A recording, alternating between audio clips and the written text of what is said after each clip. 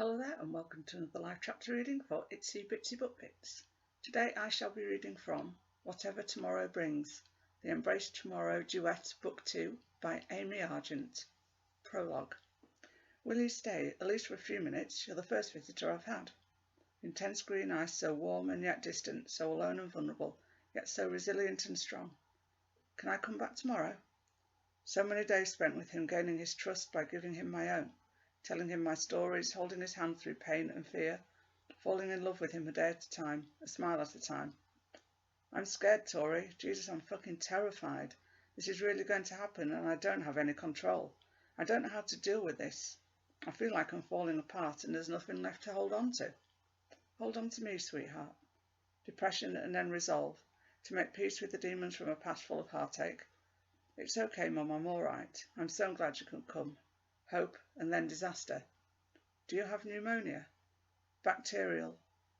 I forget the exact name. Evans asked me if I want them to give me drugs to make me comfortable. I told him yes, too much pain. I couldn't. No more. And then, oh God, and then, Tori, I love you. There was nothing for me.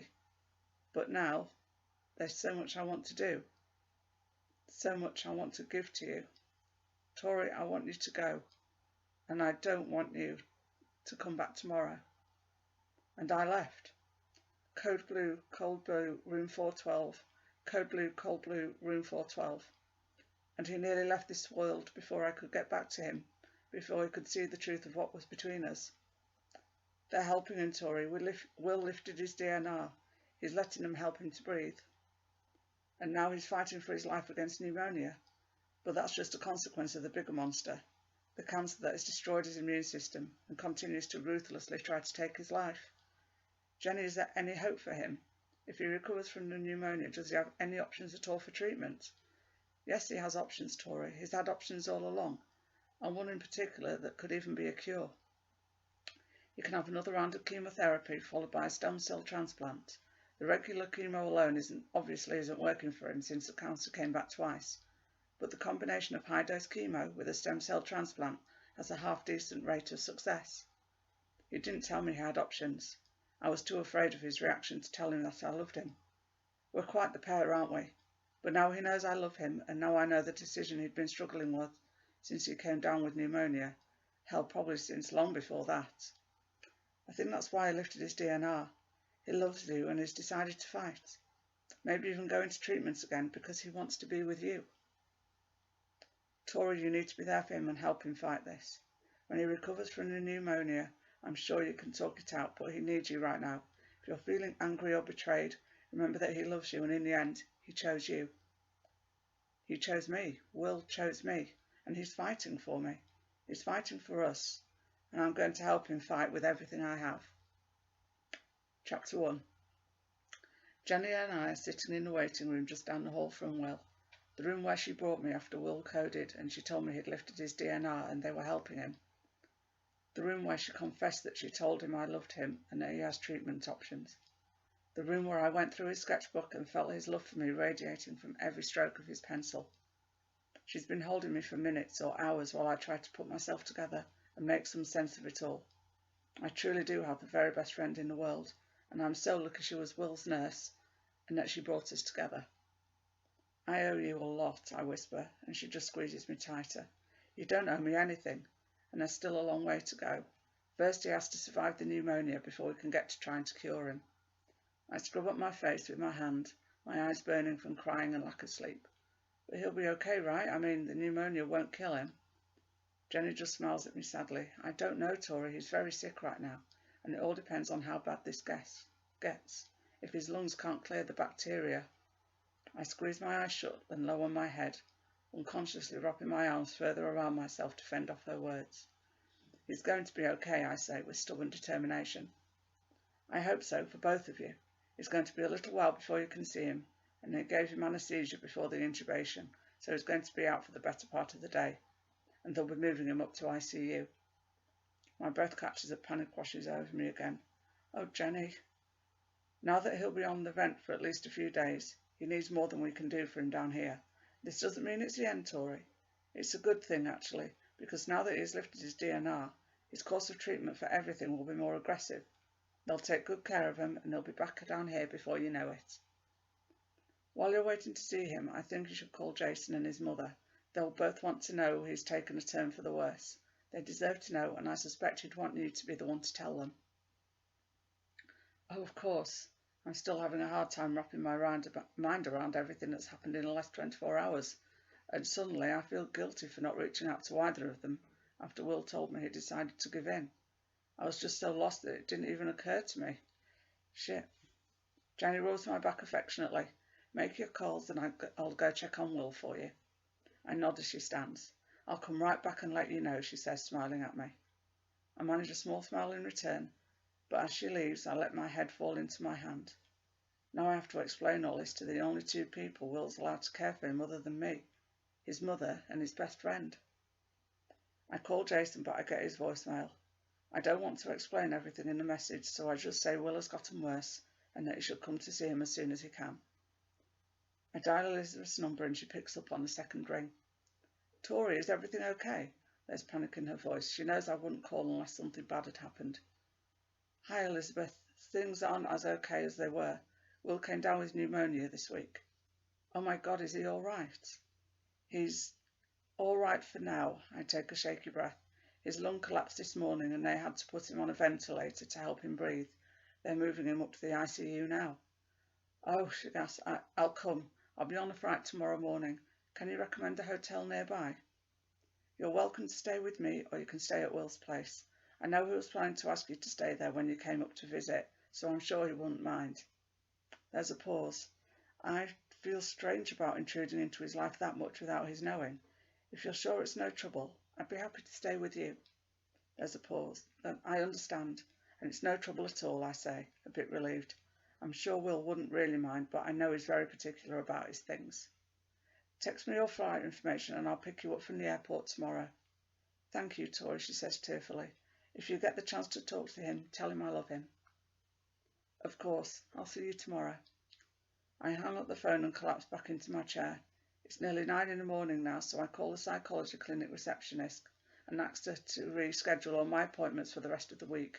I have no intention of leaving Will's side, much less going back to work until he's over this. By the time I'm finished, Jenny is back. Hey, sweetie, how are you holding up? I sigh heavily. I'm okay. Elizabeth is coming tomorrow and I left a message for Jason. How's Will? He's holding on, Jenny says, and my heart flies into my throat. They've drained the fluid from his abdomen and put in a chest tube to drain the air and infected fluid from around his lungs. It'll take a few days to clear it all, so when you see him, you'll notice the tube is still in place, and they have him hooked up to the vent. His respirations are good right now, but his fever is very high. I nod numbly as the reality of how very sick Will is crashes down around me. I need to see him now. Can I see him, Jenny? Transport took him up about 15 minutes ago, so they should just have him about settled by now. Come on, I'll walk you up there. Jenny puts her arm around me and we go up to the 6th floor together. As we get off the elevator, I'm struck by how very quiet it is, and I'm instantly reminded of a few of the patients I befriended who died in the ICU. I shake my head firmly. I am not going to think about death today. When we arrive at Will's door, Jenny pauses and looks back at me. Remember, be strong, Tori. In the ICU, patients often look worse than they actually are. I swallow thickly, then follow her in. I look at the floor and keep my eyes there until we get to the side of his bed. I'm afraid of what I'll see, but I have to be strong for him. Taking a deep breath, I raise my eyes slowly, but all my air is stolen the minute my gaze falls on him. He looks absolutely awful. His eyes are closed, but the shadows underneath are dark, making them appear sunken and hollow. His cheeks are ruddy, but the colour is too red to be healthy. Sweat is beaded on his forehead, and I realise what's missing is his restless motion. When Will is feverish, he's constantly moving, but he's eerily motionless right now because he's still under the effects of general anaesthesia. They've removed the NG tube from his nose, and white tape goes across his face just below there, holding the tube coming out of his mouth in place. I can hear the positive force of the machine as it forces air into his lungs, and the mere thought that he can't breathe on his own right now almost brings me to my knees. I take the last few steps to the bed unsteadily. Oh, sweetheart, I whisper, my voice breaking. Jenny takes my elbow and guides me into the chair she's placed behind me, and I sit, unable to take my eyes off him. The shock of it will wear off. You know it's not so bad as it looks, and he's in there fighting. I'll give you two some time alone. You know where to find me. She backs out of the room, but I still can't take my eyes off Will's face. He looks so different now that he's not able to smile at me, and I can't see the part of his lips that always defines his sleep. Now he truly looks like a cancer patient, and a terminal one at that. In the blink of an eye, I'm sitting on the side of his bed, but as I reach forward to run my fingers into his hair, I notice he's shirtless. His blanket is pulled up to his chest, but his bare arms are resting on top of it, making the bright red rash that covers them and the scabs where he scratched his skin raw clearly visible, as well as the swollen lymph nodes under his arms. I gasp softly as I take in the damage this disease has done to him. I'm sure they took his nightshirt off because of all the procedures they did this morning, but he won't be happy about being so exposed. I'll have to talk to his nurse and see what we can do to cover him up so he doesn't wake up like this. I also notice his left arm is pulled away from his body. My curiosity gets the better for me, and I lift his arm gently, pulling the blanket down and away from his torso. A large tube protrudes from his side, gauze and tape surrounding it and holding it in place. The tube goes to a drainage unit attached to the bottom of the bed, and I turn my head away, trying to block out the rest of what I see. This is what's going to save his life, but I can barely stand the sight of it. I carefully put his blanket back in place. My hand finally makes it to his hair, brushing it away from his face. Well, I'm so sorry. I came as fast as I could, but I didn't make it. I should have come earlier. I should have known this would happen, and I should have given in and come. I hope you know I'm here, and I'm fighting for you too. I'm going to stay right here until you're better, I promise. What you did today, I had no idea what you'd been fighting, the decision you were trying to make, and last night I thought the fight was lost, but you changed your mind and you chose me and chose us, and I can't wait to tell you that I love you too. I love you, Will, with my whole heart and soul, and I would do anything for you, and I'll do anything I can to help you fight this so you can get better and we can be together. I hope you enjoyed watching this chapter reading and that you'll go check out the book. Thanks very much for watching. Bye bye.